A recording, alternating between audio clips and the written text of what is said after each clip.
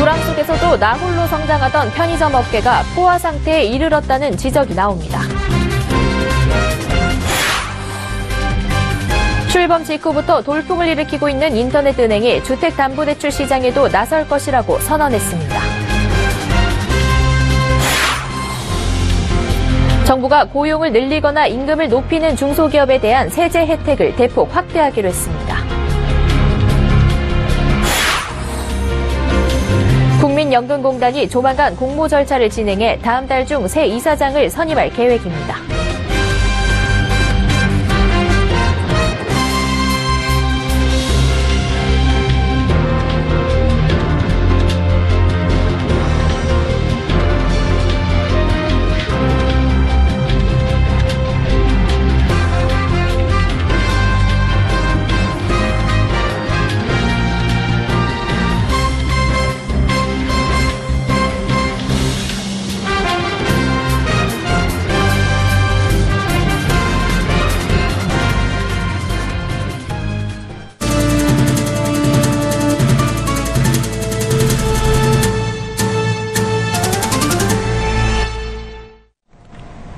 시청자 여러분 안녕하십니까? 센 경제 현장 양한나입니다. 편의점은 그동안 불황 속에서도 나홀로 고공성장을 이어왔는데요. 우후죽순으로 늘어난 편의점도 이제 포화에 도달했다는 신호가 여기저기서 나오고 있습니다. 이보경 기자입니다. 거침없는 성장을 이어가던 편의점 업계에 빨간불이 켜졌습니다. GS 리테일은 2분기 영업이익이 전년보다 21.7%나 줄어드는 어닝 쇼크를 기록했습니다. 편의점 사업부 영업이익이 10개 분기 만에 마이너스 성장률을 기록한 탓입니다. 영업이익이 감소한 것은 고객이 감소하면서 기존 점의 영업이익이 정체한 데다 경쟁이 치열해지면서 비용은 크게 늘었기 때문입니다. 편의점 업계 1위 CU를 운영하는 BGF 리테일은 아직 실적 발표를 하지 않았지만 올해 2분기 영업이익이 21% 증가할 것으로 추정되고 있습니다. 그러나 이 같은 실적 추정과는 달리 업계에서 편의점 사업이 정점을 지났다는 평가가 나오면서 주가는 급락하고 있습니다. 편의점이 정점을 지났다는 신호는 올해 2월부터 점포당 매출이 계속 역신장하면서 나타나기 시작했습니다. 그런데도 편의점 업계는 최근 점포 출점 경쟁을 과도하게 펼치면서 편의점 포화에 불을 지폈습니다. 출점이 상반기에 지금 1000개씩 했는데요. 하반기 이제 500개로 떨어질 거고, 그다음에 내년에 임금 인상 때문에 출점이 이제 기본적으로 1000개 이하로 크게 줄 거고, 그러면 점포 성장률이 한 6, 7%밖에 안 될 거예요. 한 집 건너 편의점이라는 얘기가 나올 정도로 포화에 대한 우려가 커지자 국내 편의점은 잇따라 해외 시장에 눈을 돌리며 활로를 모색하고 있습니다. GS 리테일과 BGF 리테일은 이달 들어 각각 베트남과 이란에 편의점을 낼 것이라고 밝혔습니다. 서울경제TV 이보경입니다. 출범하자마자 돌풍을 일으키고 있는 인터넷 전문은행이 주택담보대출 시장에도 나설 것으로 알려졌습니다. 구체적인 시점은 아직 정해지지 않았지만 현재 뜨거운 주목을 받고 있는 만큼 대출 규모가 크게 늘어날 것으로 보입니다. 앵커 리포트입니다. 인터넷 전문은행이 신용대출에 이어 주택담보대출 시장에 진출합니다. 카카오뱅크 관계자는 증자 이슈나 서비스 안정화가 이뤄지는 대로 주택담보대출 상품을 출시하겠다고 말했습니다. K뱅크 관계자도 주택담보대출 상품을 추진 중이라고 밝혀 인터넷은행의 주택담보대출 시장 진출은 시기만 미정일 뿐 기정사실이 됐습니다. 비대면을 통한 편리함과 가격 경쟁력 등을 무기로 나선 인터넷은행 K뱅크와 카카오뱅크의 누적 신용대출은 이미 1조 원을 넘어섰습니다. 지난달 말 기준 K뱅크는 6,300억 원, 카카오뱅크는 3,230억 원으로 총 9,530억 원의 누적 대출액을 달성했습니다. 이에 카카오뱅크가 하루 평균 650억 원의 대출을 내주고 있는 점을 감안하면 전날 기준 누적 대출액은 1조 1,000억 원에 달합니다.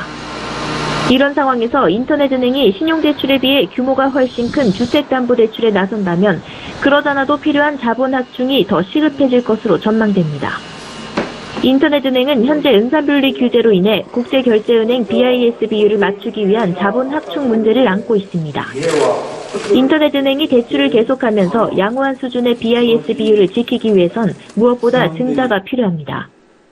이에 K뱅크는 우선 연내 20곳에 달하는 주주들의 공동 증자를 목표로 하고 충분한 증자가 이뤄진 뒤 주담대 시장에 나서겠다는 방침입니다.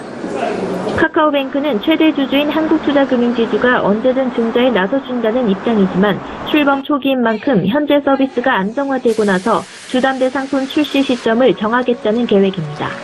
서울경제TV 양은아입니다.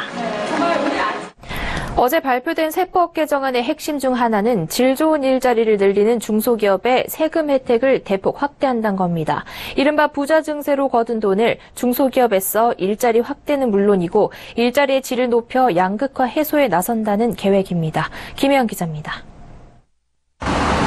정부가 고용을 늘리거나 임금을 높이는 중소기업에 대한 세제 혜택을 대폭 늘립니다.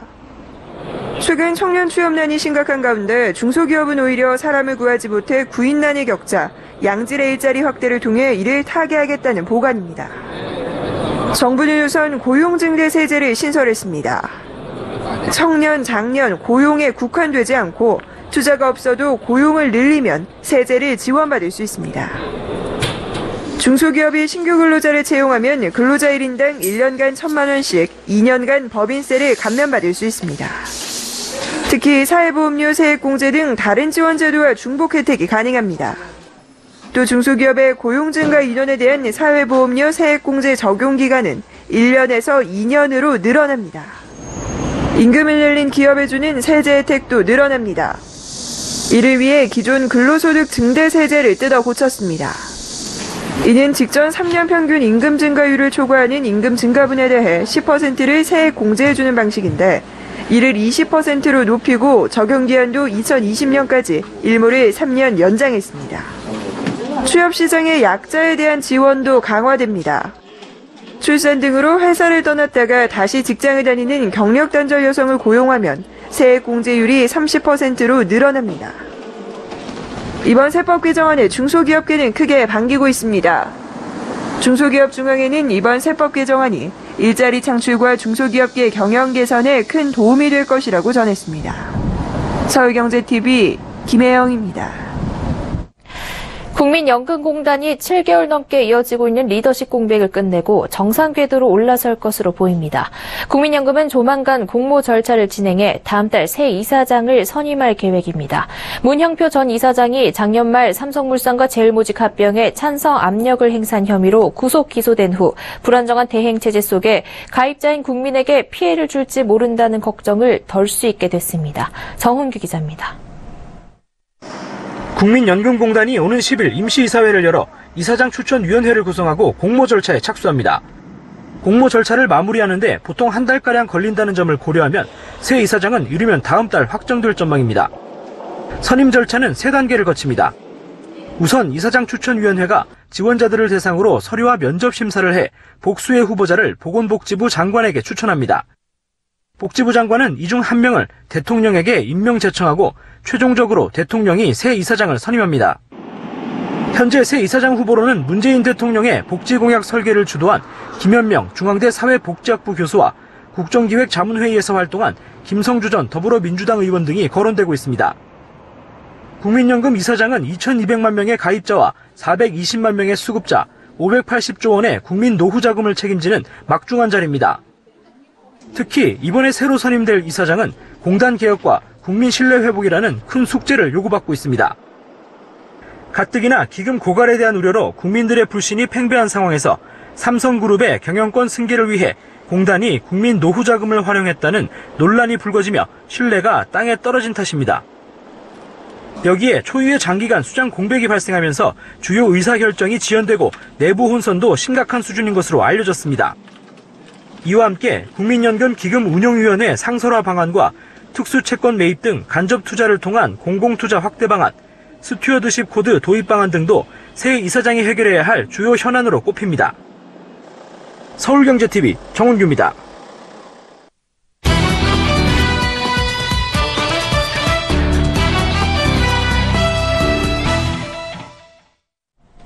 어제 정부가 내놓은 부동산 대책엔 시장의 예상보다 훨씬 강력한 규제가 담겼습니다. 투기 수요 억제 더해 대출 규제까지 부동산 시장을 옥죄일 수 있는 대부분 규제가 나왔는데요. 다주택자와 무주택자는 어떻게 대응해야 하는지 관심이 모이고 있습니다. 다주택자라면 집을 팔아야 하는지, 무주택자라면 이참에 집을 사야 하는지 등인데요. 자세한 이야기 정창신 기자와 나눠보겠습니다. 안녕하세요. 네, 안녕하세요. 네, 어제 파리 부동산 대책이 발표됐는데요. 오늘이 그 대책 시행 첫날인데 부동산 시장 분위기는 어땠습니까? 네.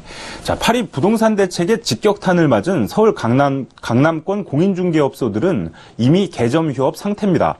7월 말부터 본격적으로 휴가가 시작되는 등 부동산 시장에선 8월까지 비수기로 불리는데요. 일부 중개업소는 문을 닫고 휴가를 떠난 곳도 있습니다. 문을 연 곳에선 집주인들의 문의 전화가 이어지고 있습니다. 지금 집을 내놓는 게 좋을지 궁금한 겁니다. 반면 수요자들은 관망세를 보이는 모습입니다. 일단 지켜보자는 거고요. 또 당장 매도 거래는 많지 않을 것으로 관측되고 있습니다. 서울 강남구 개포주공 일대의 한 공인중개업소 대표는 대책이 나올 것으로 예상된 만큼 며칠 전부터 거래는 없는 상황이라면서 막상 대책이 나온 것을 보니 한동안 잠잠할 것 같다고 말했습니다. 반면 용산구 이촌동의 한 중개업소 대표는 재건축조합이 설립된 일부 단지에서 규제 전 팔려는 매물들이 서서히 나오고 있다고 분위기를 전했습니다. 네, 이번 대책으로 다주택자의 부담이 커졌는데요. 이런 사람들은 집을 갖고 있는 게 나을까요? 아니면 집을 파는 게 더 나을까요? 네, 이 전문가들의 말을 종합해보면 조세 부담을 느끼는 다주택자라면 내년 3월까지는 내다 파는 게 좋다는 의견이 지배적입니다. 어제 부동산 규제 대책에서 조정 대상 지역, 그러니까 서울 전역과 경기도 과천, 성남, 하남, 고양 등 40곳의 다주택자는 양도소득세를 더 내야 합니다. 2주택자의 경우엔 양도 차익에 따라 기본 세율보다 10%포인트, 3주택자 이상은 20%포인트가 더 부과되는 건데요. 이 같은 양도소득세 강화는 내년 4월부터 양도하는 주택에 적용됩니다. 일종의 유예기간을 둔 건데요. 그렇기 때문에 집을 여러 채 갖고 있는 사람이 집을 팔려면 그 전에 팔아야 한다는 겁니다. 박원갑 국민은행 수석 전문위원은 절세 목적이라면 내년 3월까지 매각하는 게 좋다고 설명했습니다. 함영진 부동산114 리서치센터장은 다주택자는 세금이나 대출 등 환금성이 떨어지고 조세 부담이 커졌기 때문에 추가 구입은 자제하고 또 만약 팔 게 아니라면 임대사업자 등록이 유리하다고 강조했습니다. 조정 대상 지역에서 다주택자가 임대사업자로 등록할 경우에는 이 다주택 양도세 중과에서 제외됩니다. 물론 자금 여력이 풍부한 사람은 고강도 대책에도 현재의 주택을 보유할 것으로 예상됩니다. 네, 집이 없는 실수요자들은 이참에 집을 사야 되나 아니면 좀 더 기다려봐야 되나 고민이 많은데요. 전문가들 전망은 어떻습니까? 네, 앞서 말한 대로 다주택자들이 집을 내놓을 가능성이 커졌기 때문에 시장의 물량이 대거 쏟아져 나올 때를 노려야 한다는 의견이 나오고 있습니다. 권일 부동산인포 리서치 팀장은 무주택자 등 실수요자라면 지금 당장은 현금을 쥐고 있는 게 낫다고 설명했습니다. 권 팀장은 갭 투자에 나섰던 투기 수요나 다주택자들이 세금 부담이 커지면 대거 집을 내놓을 가능성이 있다면서 올 하반기에서 내년 3월 말까지 타이밍을 보면서 집을 사는 게 유리하다고 덧붙였습니다. 함영진 센터장은 무주택자는 대출 규제에서 빗겨나 있고 가점제 비중이 높아지는 만큼 자금 마련 부담이 크지 않다면 확대된 기회를 노리는 게 좋다고 설명했습니다. 박원갑 위원도 무주택자는 분양 청약을 눈여겨보는 것이 좋다고 말했습니다. 정부는 어제 부동산 대책에서 실수요자를 위해 청약 제도를 개선했는데요. 투기 과열지구와 조정 대상 지역의 청약 가점제 적용을 확대한 겁니다. 쉽게 말하면 이 투기 과열지구에서 전용 면적 85제곱미터 이하의 주택엔 기존 75%를 가점제로 뽑아야 했던 것에서 오늘부터는 100% 가점제로 모집해야 합니다. 또 조정 대상 지역의 경우 이 전용 85제곱미터 이하는 기존 40%에서 75%로, 또 85제곱미터 초과 주택은 0에서 30%로 가점제 비율이 상향됩니다. 가점제는 무주택 기간이 길거나 부양 가족 수가 많고 청약저축 가입 기간이 길수록 점수가 높게 매겨지는 만큼 이런 조건을 충족하는 수요자들에게 유리합니다. 네, 앞으로의 시장 상황은 또 지켜봐야겠지만 정부의 추가 규제 가능성이 있습니까? 네, 정부는 고강도 대책을 내놓은 만큼 일단은 시장 상황을 지켜보자는 입장입니다. 다만 이달 말쯤 총부채 원리금 상환 비율, 즉 DSR 조기 도입 등의 구체적 방안이 포함된 가계부채 대책이 나올 예정인데요. 대출을 더욱 옥죄 빚내 집 사는 수요를 원천적으로 차단하겠다는 것이고요. 이렇게 해도 집값이 안 잡히면 마지막 카드인 보유세 강화 방안이 나올 수도 있습니다. 네, 부동산 시장 동향에 대해 정창신 기자와 이야기 나눠봤습니다. 오늘 말씀 고맙습니다. 네.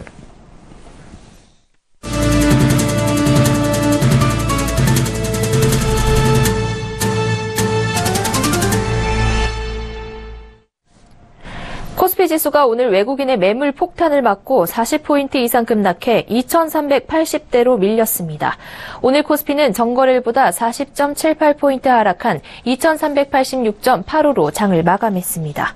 코스피 하락은 트럼프 미국 대통령의 북핵 관련 강경 발언과 대러시아 제재 법안 서명 등 대외 악재에 정부가 전날 세법 개정안과 부동산 대책을 내놓으며 전반적인 투자 심리가 위축됐기 때문으로 분석됐습니다. 특히 외국인은 4,044억 원어치를 팔아 지수 하락을 부추겼습니다. 코스닥 지수도 나흘 만에 하락세를 보이며 전거래일보다 14.43포인트 떨어진 643.09로 거래를 마쳤습니다.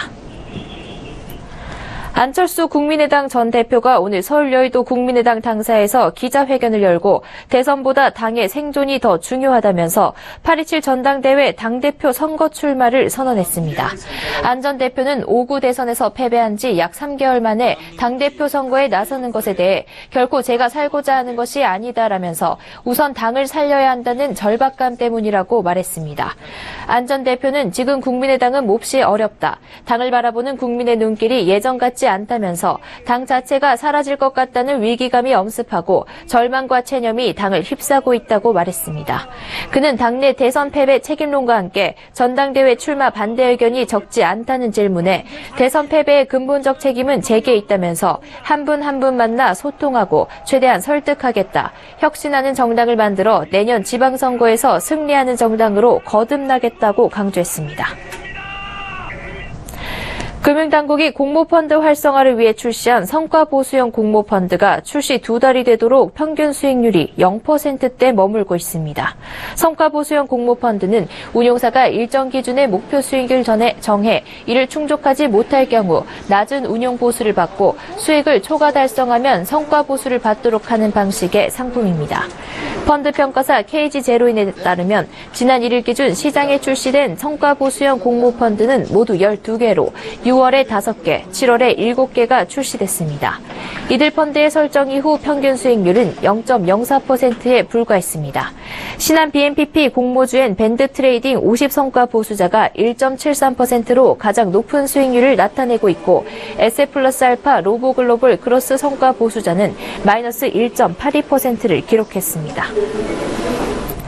대부업체들도 소멸시효가 지난 채권 소각을 추진합니다. 대부금융협회는 태스크포스를 구성해 회원사들이 가진 연체기간 10년 이상, 금액 1,000만 원 이하의 장기 소액 연체 채권을 파악하기로 했습니다. 이후 채권 소각 가이드라인을 만들어 최근 정부와 금융권 움직임에 동참할 계획입니다. 금융위원회는 지난달 31일 국민행복기금과 금융공공기관이 보유한 214만 3천 명, 25조 7천억 원 규모의 소멸시효 완성채권을 소각하겠다고 밝혔습니다. 또 은행과 카드사, 보험사, 저축은행 등이 보유한 약 4조 원 규모의 소멸시효 완성채권도 각 금융업 협회를 중심으로 가이드라인을 만들어 소각을 유도하기로 했습니다. 소멸시효 완성채권은 금융회사가 채권 추심을 포기한 채권을 말합니다. 올해 대기업 25곳이 구조조정 대상으로 선정됐습니다. 금융감독원은 은행들의 2017년 정기대기업 신용위험 평가에서 25곳이 구조조정 대상인 C와 D등급으로 나타났다고 밝혔습니다. 작년보다 7곳 줄어들었습니다. 작년 조선해운업 구조조정이 대부분 마무리돼 구조조정 대상이 줄어든 것으로 분석됐습니다. 금융권에서 빌린 돈이 500억 원을 넘는 대기업 1902곳 가운데 631곳이 세부평가를 받았는데 평가 결과 C등급은 13곳, D등급은 12곳으로 확정됐습니다. 이들 기업은 기업구조조정촉진법상 워크아웃에 들어가거나 통합도산법에 따른 회생 절차 등을 밟게 됩니다. 인터넷 전문은행 카카오뱅크가 영업 개시 일주일 만에 계좌 151만 9천 개를 개설했습니다. 예적금은 6,530억 원, 대출은 4,970억 원으로 집계됐습니다. LG U+가 실속형 스마트폰 갤럭시 J3를 내일 단독 출시합니다. 출고가는 27만 5천 원으로 부모와 자녀가 함께 LG U+ 고객이면 최대 4만 4천 원의 요금 할인을 받을 수 있습니다. 대우건설이 공기질을 효과적으로 차단 제거하는 기술인 5존스 클린 에어 시스템을 업계 최초로 개발했습니다. 이 시스템을 단지 입구와 지하 주차장, 세대 내부 등에 설치하면 센서가 미세먼지를 감지하고 공기 정화 팬을 가동해 미세먼지를 제거할 수 있습니다. 롯데백화점이 오는 8일부터 다음 달 10일까지 전국 33개 점포에서 추석 선물 세트 사전 예약 판매를 진행합니다. 롯데백화점은 최장 10일간 연휴로 선물 세트를 미리 준비하는 고객이 많을 것으로 보고 사전 예약 판매를 작년보다 10일 앞당겼습니다.